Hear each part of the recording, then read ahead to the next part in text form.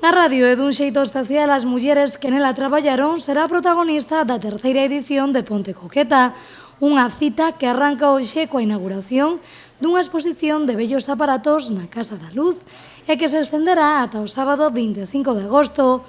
A cita inclúe, ademais da mostra, coloquios, obradoiros de danza, unha pequena feira e música e ademais tamén un sinfín de actividades infantís. E van a construir con castos de leite, van a construir radios antiguas, van a facer un modelo como de Ucha e da radio antigua. O día seguinte van a gravar un programa que vai ser semi en directo, que despois o sábado, o día do festival, o día 25, os nenos van a levar a rúa e van a facer o seu propio programa de radio ali. Para toda a xente van a facer noticias, van a pinchar música, van a experimentar con todo o mundo. E o venres temos algo moi especial para nós, que ven o compañeiro Xurxo Souto a facer un programa de radio pois na rúa en Curso Enríquez en directo a partir das 10:30 da noite, donde el vai a pinchar músicas varias daquela época.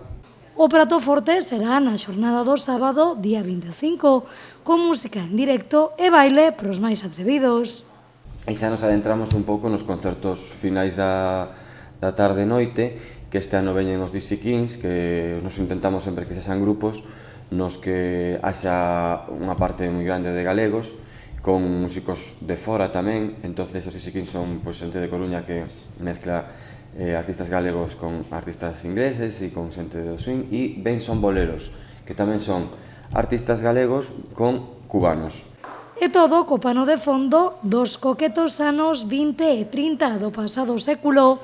A concelleira de Festas Carme da Silva, acompañada de Marcelo do Bode, alma mater desta cita, presentaron hoxe Ponte Coqueta, facendo un convite á participación nunha cita que xa é parte das festas de verán na cidade.